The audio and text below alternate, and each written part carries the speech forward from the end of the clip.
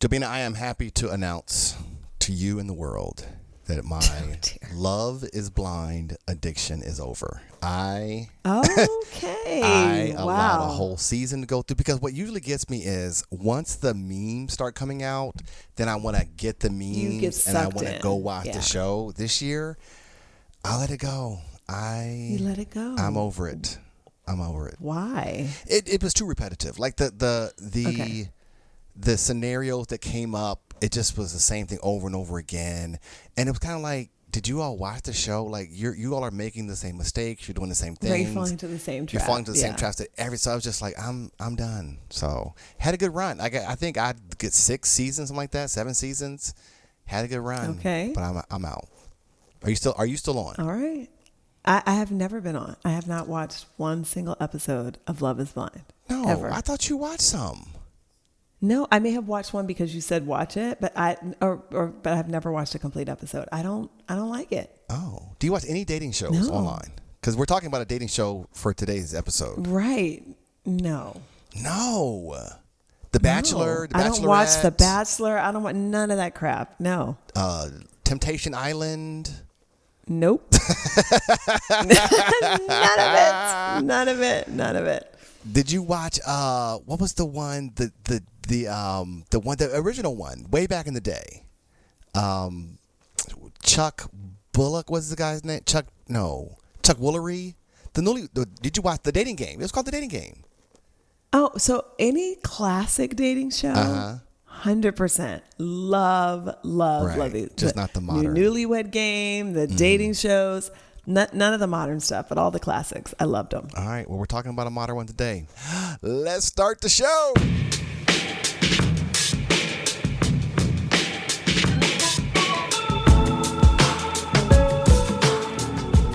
Hey, everyone. I am Luther Palmer, and this is One Episode Stand, the podcast that helps you figure out what to watch and what to skip. And I'm Jobina Scott. We check out the very first episode of a new streaming show. Just one episode, most of the time. And then we talk about it. You already know about one night stands. Well, this is like that. This is exactly like having a one night stand, except for TV shows. This is for TV shows. Jobina, we're going to get to Pop the Balloon in a second. But tell the people what else you're watching. I am watching this is a throwback. This is a classic for me. I haven't watched it in a while, but I'm back on. I'm watching Botched. Do you know about this show? Is this botched surgeries? Yes. So it's on Netflix. It's all botched plastic surgery. And it's these 2 doctors who are both individually very funny and kind of self-absorbed, and they're hilarious, and they have a really funny relationship. Like, they always tease each other about who's the better doctor, who's the better looking, all of that. But they are repairing some real travesties, and it's just terrible. My favorite part is like when they are sitting in the office for the consultation, and in walks the patient, and you're like, oh dear God, like, my goodness. what happened to her nose? Like, what happened to her boobs? Like, it's just it is a complete mess, and I love it. See, I haven't gotten into the medical route, like the pimple popper, the botched. I love all the plastic that stuff. Surgery people. That's the avenue I have not gotten into. You haven't gotten into that, but it's good. You should try it. All right, so tell the people about Pop the Balloon. Okay, so Pop the Balloon, I actually, maybe I did not tell the truth a little bit ago. I was watching Pop the Balloon online, like the YouTube version. Okay. Of Pop the Balloon, because it was just such a cultural phenomenon. Like, everyone's talking about Pop the Balloon. And the YouTube version, of course, is this show about folks who are coming on with like many contestants who they could possibly match with. Everybody has a balloon. And as you lose interest, you pop the balloon, or your balloon is popped. Well, let's talk about the arrangement. So there's 7 guys with a balloon, and one woman at a time comes out, and she's trying to find a match with these 7 guys. Her match. And at any point in time, if they lose interest in her, what she's saying, the way she's answering questions, they can pop a balloon. And then at some point, she is asked to pop some of She's their asked to balloons. pop balloons. Right. So they can ask Right. back questions back and forth. Right. So this exists. Well, and they also can pop their balloon as soon as they see them. That's Like, right. as Just soon as they soon. look at someone. Which, okay. Yeah. So let's just jump right into this, because this show, there's a lot going on about first impressions. Are you a first impressions person? Yes. So you believe in the power of your first impressions. I do. And I therefore I'm really conscientious about my first impression. Oh, And, interesting. Okay. Yeah, I recognize that people can and often do make a decision about you. Mm-hmm. I'm more focused on first impressions as it relates to work and like my profession Okay, and that makes people sense, yeah. having confidence that I can do the things that I'm charged with. But I'm always thinking about, like, as I'm meeting someone for the first time, what are they walking away with after having Right. spent those first few moments with me? Right. Okay. Yeah, I'm big on first impressions. I mean, first impressions too. Visually, like I get a lot of personality. Like I'm a personality reader too from first impressions. So that runs deep with me. Like I've never fallen in love with someone who I didn't initially, from the very first moment, immediately know there was major chemistry. Like I've never been like, oh, they grew on me, or oh, I hated them at first, and then now we've been married 27 years. Like that's not gonna be my story. But now you said you get personality impressions in the first. Like how are you assessing out someone's personality? I think it's a superpower. I've come to recognize that my ability to sleep is a superpower. Like my ability, I visualize personality very quick. Like the way a person walks across a room, the way they talk to people. Like I do pretty good. You pick up on it. I pick up on it. Yeah. And do you have like, are you right, or do you ever look on the back end and say, I didn't call it? Well, so here's the thing. Correctly. So there's two ways to be wrong. One is I thought this person wasn't, but they are. And I thought this person was and they aren't. Was and they're not. Yeah. On that one, I've never been wrong. Like I've never thought a person was and they weren't. But there's no way to know the other wrong, because I didn't give them a chance. You know, like I didn't date the people I didn't think were right. So I'll never know if I perhaps missed. But the people I've dated, I've never missed on that person. Never missed from the very first time I saw them. You got to write a book, because there are a lot of people making bad choices out here. Okay, so we don't know the how it happened, but this show was very popular on YouTube, and then it appeared on Netflix. And when I say popular on YouTube, I just looked. She released an episode 3 days ago, and it has 1.2 million views already. Like this show is on YouTube is wildly popular, and we should say, the host is a black woman. At some point, I think she mentioned that it's her and her husband started this. Yes, started it. yeah. So I don't know if he's the cameraman or he's production, but it was like a 2-person show for a long time. And on the YouTube version, all of the are they contestants? Are they guests? I guess you call them contestants. Yeah, like they're all black. Like this is a very black-centered show. It appeared on YouTube. And the staging is different. Like it's pretty on Netflix. And the staging is different. They have a different host. Right, different host. It's Yvonne Orji. Which I didn't know. Is her last name Orji? It is. I think about this every time I say her name. I'm like, this girl must have gone through so much trauma. Especially as a teen. As a child, no one knows what that means. Right. But man, your last name is Orji. Right? Is it Orgi? No, maybe J.I. or I don't know exactly how to spell it, but yeah. Right. Yeah. Well, and she's Nigerian, so she's got a last name that I'm sure is pretty common. Yeah. And you pointed out that she was the best friend on what show? Yeah, on Insecure. Yeah. Which I loved her on Insecure. So I have seen all of Insecure. And I never connected the dots. Like, I'm so bad with faces. I was just watching, like, oh, okay, who's this person? They found who's this lady? Right? When you said that, I was like, oh, yeah, you're right. That is. Which means I didn't even recognize her name yet. Yeah. Like, I had no recollection of her name, nothing. You got to do better. Okay. And the show became multicultural on Netflix, right? Like, it's not black centered. It's multicultural. No, it's not black centered. Right. Well, and I mean, they somewhat stepped up the production quality, but for the most part, it's just still that stark room. Yeah. Everybody's just standing there. With They've the got a balloon. balloon. Like, Yeah. they didn't do a lot. Yeah. And they got like a toothpick or something that they can pop the balloon. Right. Okay. Yeah. A better popper. So what did you know? Like, how did you come to the YouTube show, Pop the Balloon?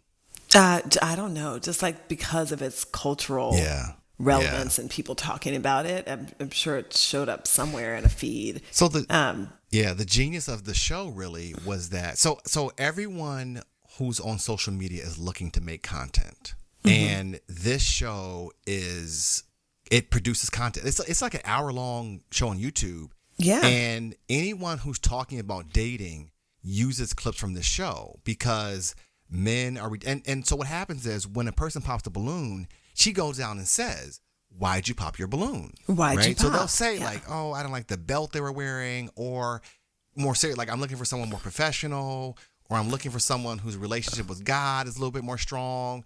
So there's a wide range of there's a wealth of reasons to pop the reasons. balloon. So it's just a factor. It's just a factory for producing content for people because you can slice up a minute of the show and then talk about it. And it's women golden. be tripping, men be tripping, or like, what was her reason? Da da da da. And in fact, the comments of the YouTube version are as good as the show. Like the way people are talking about because invariably someone will say, "I didn't like your outfit," and their own outfit is trash. will be tragic, and people in the comments will be like, "What did they say?" So it is just a gold mine. It's a gold mine for content. And I think that's how we all came to it. We saw it when we were scrolling through social media and someone saw like, "Oh, what is this? What's going on here?" Pop the balloon. And it's visually and it's audibly interesting.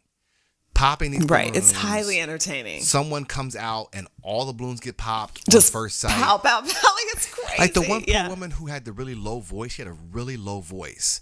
And as soon as she said her name, everyone popped their balloon. Everybody popped. And she was like, "Yeah, I knew this would happen." So She's like, "They're not man enough for me." They were like, right. Yeah. I'm not. Right. So the Netflix version, you said they stepped up the production quality. But only moderately. Right. Yeah. The camera work. They stepped up. They're using more expensive cameras, right? Yes. But then also the other thing I noticed is all of the contestants on the Netflix show, they're like content producers. They're all wannabe actors and actresses. So it just changes the dynamic of the show when they're all trying to get on TV. Like it lost its doesn't genuine translate for me. Yeah. It did not translate, yes. And it didn't translate for a lot of people. A lot of people who weren't fans of the original show were like, "What is this?" It's not good. Well, but it's live. So it comes on every Thursday at 7, so you can watch it live. Yeah, I didn't understand. And I don't understand. Like, why did they think live was better? would do it, right? Yeah. And it speaks to this idea of did you know that Sylvester Stallone wrote the Rocky movies? Like he was a part writer of the Rocky.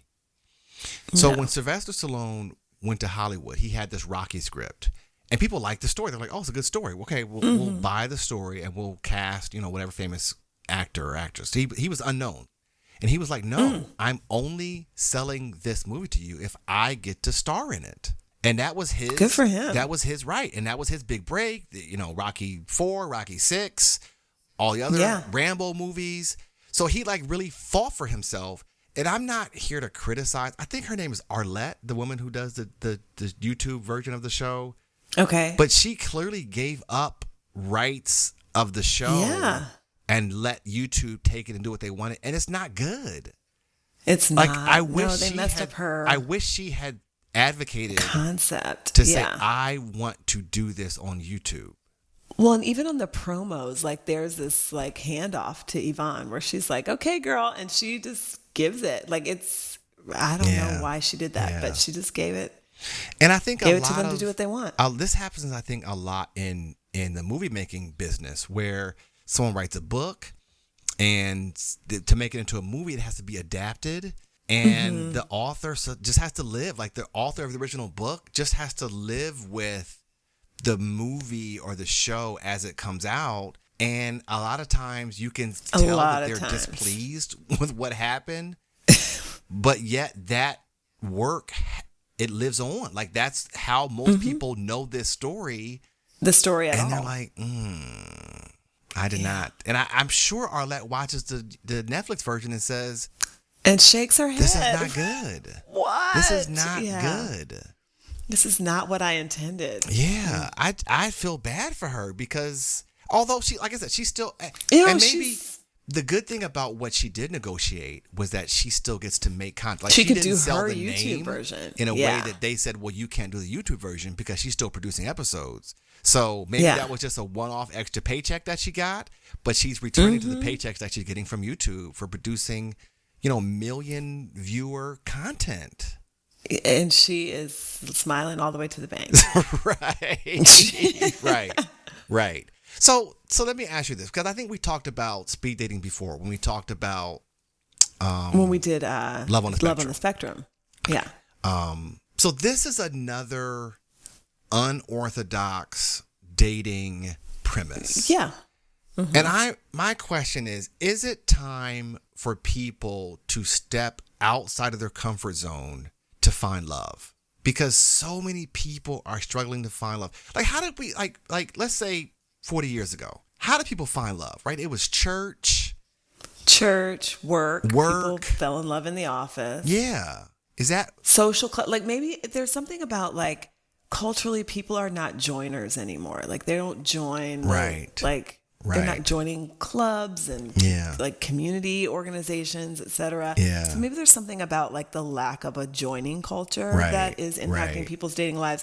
But the number of like reels and memes and stuff I see of people who are like, no, I'm expecting to find my love by napping here on my couch, waiting for him or her to knock on the door and say, I've been looking for you my entire life. Like people are tired of expending effort, I think. Yeah. Like they've been on the apps, they've done all the things, and they're just tired. So this is interesting because I was talking to a woman who said that she was on the apps and she was like, I was on the apps, but it was so exhausting. And so I asked her, I said, well, what was exhausting? Well, you got to swipe and da-da-da-da. And I was thinking, this is a person who has no clue how much effort men put into approaching women. Like if swiping exhausts you. Like I spent the better part of my life strategizing, trying to figure out where do I stand? How do I stand? What opening line do I use? How do I, project personality, but also not too silly. Like it was work. And I'm like, you're exhausted swiping? Like, what? Yes. And like a whole menu of options available to people. Like you had to figure out how to be in the same space with someone. Yes. Like how to cross paths but not seem creepy. Like there's just there was a lot to the old fashioned way. Right. But I'm wondering, like, is it people, do we have to get out of our comfort zone and do things like, because I'm going to say, I know you well enough to know. I've known you for 30 years. You would never go on this show. You would never in a million years. But I'm wondering, is it like, should you be recommending this type of venue? Like, do something different. You just never know. I mean, maybe. I will say that I think that there's something to like putting yourself in situations to have like experiences with like groups of people that give you information. Like you said, like you're sussing out personality. Like I would say maybe that like you are not going to find this person is sitting on your couch at home. Right. Like, that's not going to happen. Yeah. Get out there, have some experiences, but I don't know. I mean, things like this just strike me as so trite. Like, is anybody on Pop the Balloon getting married? Like, are they finding the love of their life? Why not? I think they have reunion. I've never seen a reunion show, but I think they have reunion shows. See, I want to see that. I want to see if anybody is forming like a genuine, real relationship. Because some of the matches where they're like, we have a match. I'm like, these people are not even going to go on the first date. They're not going on the first date. They're not compatible in any way. No. I don't know. Did you? did we talk about that one show it was like a British show. I think it's on Netflix or something where they're naked. Did we talk about that? No, what? Yes. So so there's a lineup of like 5 people and they're behind a screen. They're behind a screen so you can't see them. So what they do is, so you see their silhouette. Figure, right? But then they raise the screen and they eventually so they raise the screen so you see their feet. And then they ask them questions like, where do you live and what kind of hobbies they're into. Then they raise it above their waist. And then they raise it so you can't see their face. Oh my God, this is so crazy. And then they raise it so you see their face, and then they pick a person, right? And so they're fully naked. And then the picker goes and gets naked. So they're all standing on the stage naked, except the host. 100% ridiculous. No. I totally forgot about that show until just now.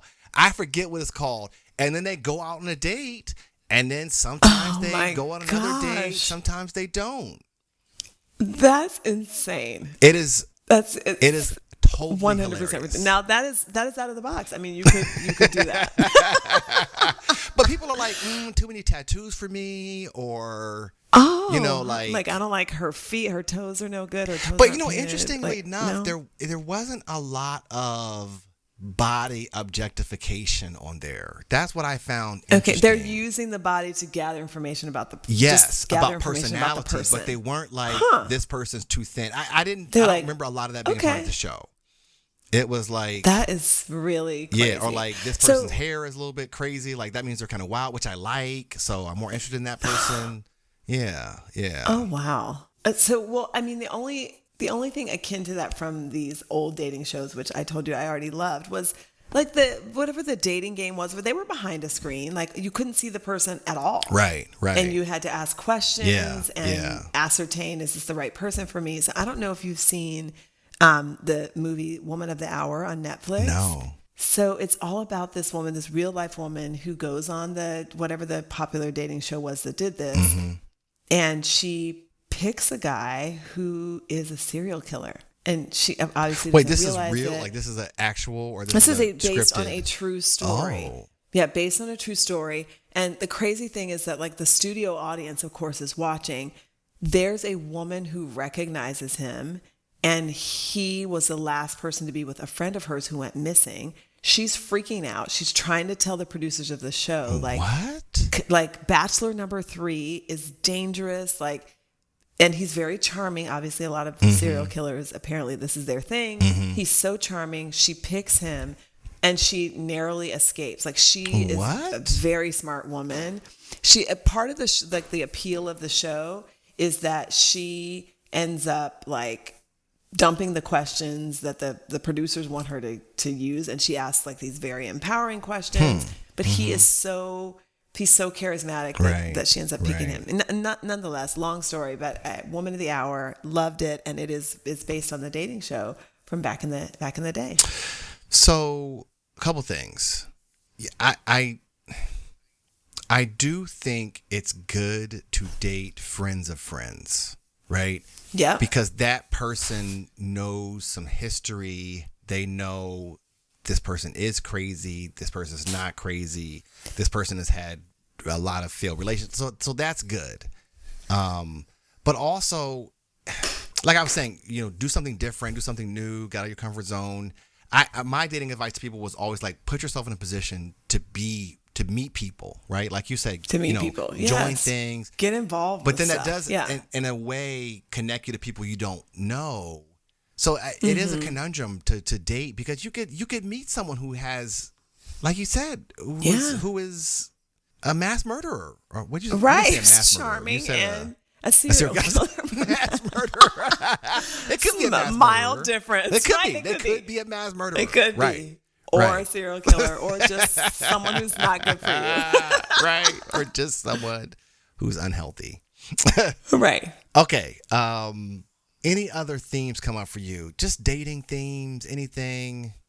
Yeah, I mean, I think that we're sort of going back to our conversation around first impressions. I think you can get a lot out of a first impression. I'm actually inspired by the people who are like, yeah, nope, pop. Right, Like you right. answer this one question in a way that I don't like. Yeah. Like I'm out. Yeah. And they're trusting their gut, which I think people should do. More people, Luther, I think, are in the boat of like, well, that's not so bad. We can work around that. Yeah. Maybe I need to know more. When it's just like, you know all you need to know. So Malcolm Gladwell wrote the book Blink, and his whole premise is like, you have all the information that you need in a very short order. And most of us then spend time talking ourselves out of what we already know from an impression we got very early on. So that to me is the best part of this show. Unfortunately, though, so I listened to this podcast called If Books Could Kill. Did I tell you about this podcast? You did. So it's very funny. So they went in on Malcolm Gladwell, yo. They went in and they said,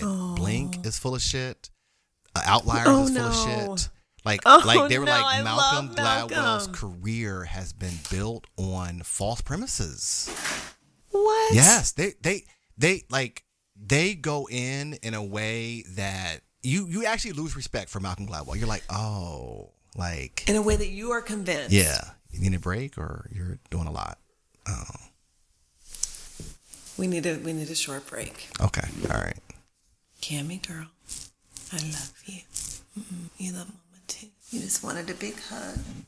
Oh, you're so sweet. So Cammy, Mommy can't hold you while I record because if I do, we'll hear you breathing. Isn't that crazy? The microphone is so strong. Do you have Mama's phone? It's under the pillow. It's under the pillow. It's under the pillow. I love you. Mommy's almost done, okay?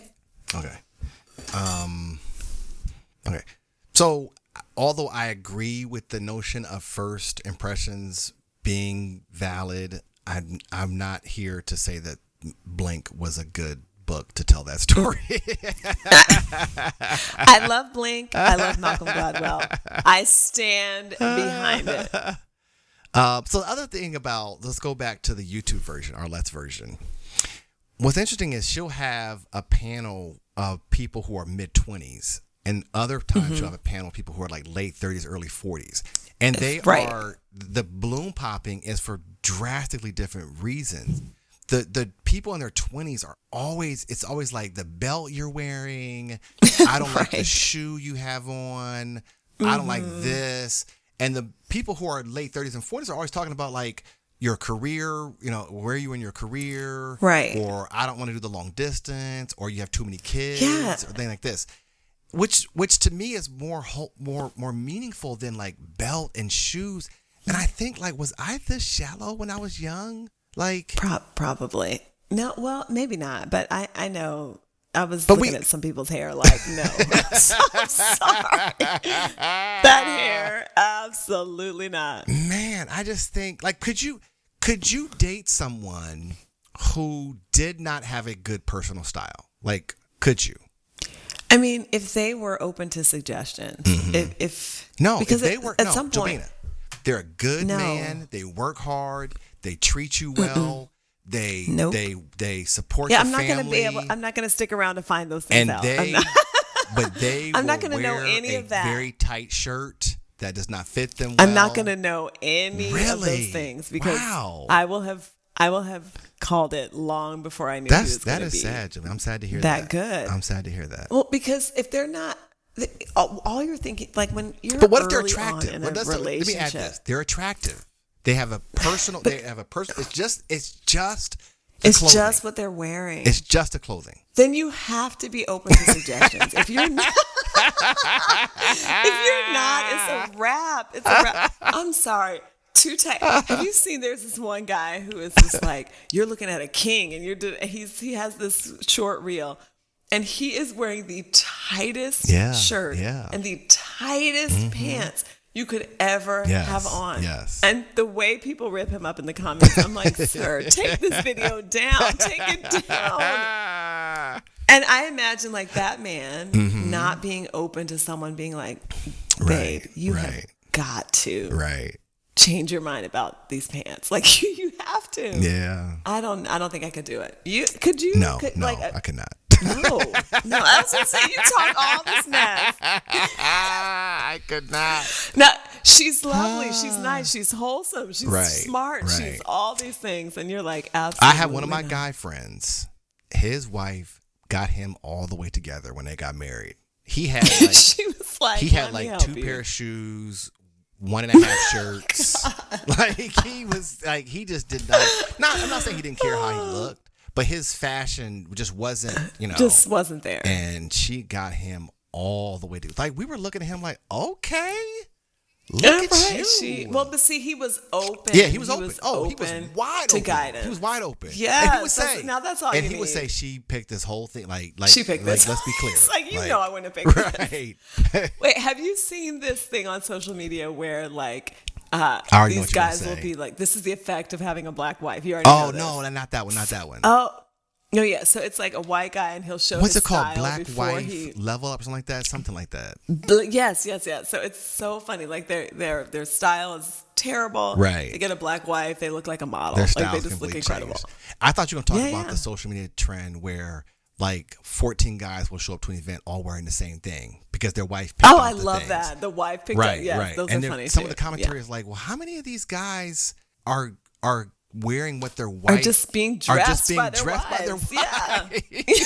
All of them said yes to that shirt. They're like, okay. Because if my wife was like, here, wear this outfit, I'd be like, what is happening right now? Like, you don't ever, like, she doesn't ever suggest things for me to wear. So if she did that, my that'd be husband strange. has a lot of personal style. If I was like, wear this shirt, he'd be like, no, I'm wearing this. Yeah, I would be like, we're the only couple there that didn't. Yeah, we wouldn't be able to do it. Okay, more or less. What would you want to see more or less of in this? Let's say the Netflix show. Like, what would you want to see more or less of? No. Here, because my answer is going to be, I want to see more of the YouTube, less of the Netflix. Sorry. I don't want to see more of any of it. Yeah. And I like Yvonne Orji. I like her. I'm like, Yvonne, why did you say yes to this? Yeah. I guess that the popularity of the YouTube show made them believe that this was going to be and I don't know that she successful. knew it was going to turn out like that, Yeah. Because she's thinking, like, this is a great YouTube show. Yeah, this is great. But she didn't realize, what how it would actually look. It looks so bad. It's just bad. It's bad. Yeah, I'm trying to think more or less. I guess if I was to give them one critique, I would say you have to pull away the influencer types who are on this show. Like you have to get you gotta people. Get real you have people. to leave Hollywood. You have to leave LA. Because I think they just were like, they just went outside and pulled the closest 12 people in LA. They do. You have to get out of that. You have to go to another place, film it in Nebraska. Right. You do. Right. Exactly. And you get do people Balloon Pop who are, Denver, Balloon Pop, whatever. Like just do it in different But cities. actually, even the YouTube show, one of the things I don't like about that show is they don't pick people from the same area. So they're like, where do you live? Well, and people are like, I'm in Arizona. I'm in Dallas. Like, what? Because the thing I did like about Love is Blind is that they would have a city. So they would go to Dallas, they go to Chicago. So at least the matches lived in the same city, proximate to each other. Distance is such a I don't know why they don't just say. Well, and especially on a first impressions type of show, who's going to be like, you're in Vegas, I'm in Dallas. Sounds like a good thing. Like, let's date. Right. So I don't know why that. they do that. But anyway. So I would say you have to get regular people who actually want to, because it was clear that the first guy they brought out would rather promote his brand and promote his reality TV career than actually find a match. And the women, you could tell by the way that they were saying they were trying to be quotable, and it was a whole mess. Yeah. We can't really do Marry, Kill, One Last Stand because these are real people, and we have chosen we're not doing that. Not to rate real people unless Tracy Ellis Roth makes an appearance on this show. See our episode on Black Mirror so that you can get the inside joke. Right. So, okay, is this a one episode stand for you? The 100%. The Netflix version. Yeah, I could barely make it through the first episode. It's a one episode stand for sure. It was a struggle to make it to the first episode. It was a struggle. I was like, I have to watch this, but no, I'm not watching it again. This is our first one episode stand in a long time where we both first one in a while. Have we ever had one that we both have never continued? I got to go back and listen. I don't think, maybe, I don't know, but this one is for sure. Yeah. It's a no. Yeah. Wow. It's just sad. It's just sad. Okay. Anything else? Oh, anything else that you want to mention about dating, popping balloons? Have you ever been on an air balloon? Would you do an air balloon, hot air balloon? I would. So there is this hot air balloon festival in New Mexico in October. And I have been wanting to go for years. I know I would be terrified and I would still want to do it. I would still want to get in a hot air balloon. It just seems so peaceful, so beautiful. And of course, from the ground looking up, it's gorgeous. But yeah, I'd do it. I would bungee jump. I have done skydiving. Hot air balloon, that seems really scary to me. Yeah, well, I mean, as long as there's a hot air balloon operator, I don't want to be up there by myself, clearly.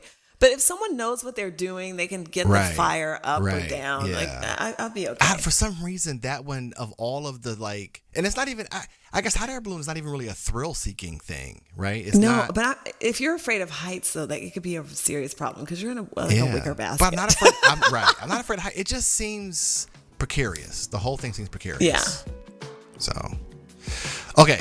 I guess thank you all for listening to One Episode Stand. If you enjoyed this episode, you can subscribe to the podcast to be alerted when new episodes drop. If you're listening on iTunes, please give us a rating so other people can find the show. The theme music is Freedom by Paradox Hip Hop. We'll be back next time with another series or season premiere. Jobina, let's end on this. Every story has a moral. What was the moral of this episode? The moral of this episode is, men, if you are dating a woman that you really like, you care about her, she has potential. This feels like maybe someone you could commit to for the long haul. And she suggests to you a different shirt to wear than the one you're wearing. Please pick up the hint, dude. You have bad style. She wants to be with you. She does. She wants to commit to you, but she can't in those pants. So just be open. Be open. In my first year of marriage, because this is the time where she gets exposed to all my wardrobe. Jobina, I had this shirt that I loved. You love. I thought when I wear this shirt, I am killing it. She was killing the game. Don't wear that shirt anymore. I said, what? Ever again? I said, are you serious? And you know what? I did not wear the shirt. You had to let it go. I was because I know myself. I don't look a mess, but I'm not a fashionable person. I'm not a fashionable person. Okay. My cousin told me, you don't really have a style. You just make choices. She said you don't have a style. You just make choices. So I know that. So my wife was like, this shirt is not it.